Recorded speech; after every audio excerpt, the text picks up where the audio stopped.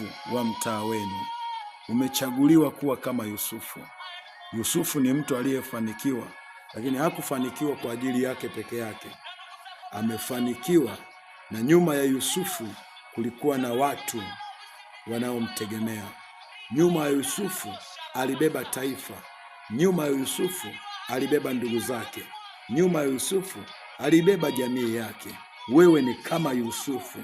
Unaumia leo, lakini kwa ajili ya kundi kubwa ambalo liko mbele yako. Usikate tamaa. Vita ya Yusufu haiwezi kufanana na vita ya Benjamin. Vita ya Yusufu haiwezi kufanana na vita ya mtu mwingine. Kwa nini? Kwa sababu Yusufu aliandaliwa kwa ajili ya kusaidia taifa.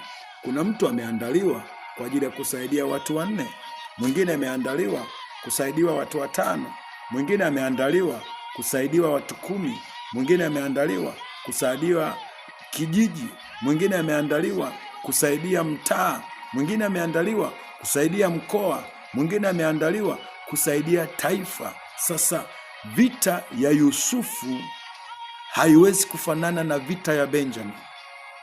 Vita ya Yusufu haiwezi kufanana na vita ya Lawi. Vita ya Yusufu haiwezi kufanana na mtu mwingine, kwa sababu Yusufu ana vita kwa sababu nyuma yake amebeba taifa, amebeba watu, ana kundi linalomtegemea ambalo linahitaji kuishi kupitia yeye, linahitaji kula kupitia yeye, linahitaji kuvaa kupitia yeye. Maana yake ukimuua Yusufu umeua maelfu ya watu. Unaona hayo maisha? Hatuwezi kufanana. Kuna mtu nyuma yake amebeba tu watu 2, kuna mwingine nyuma yake ana watu 3, lakini kuna mtu nyuma yake amebeba taifa. Huyu mtu vita yake sio ndogo. Akifa taifa linakufa.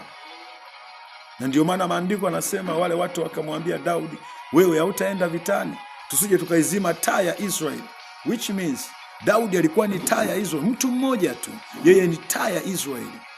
Amebeba maono ya taifa. Amebeba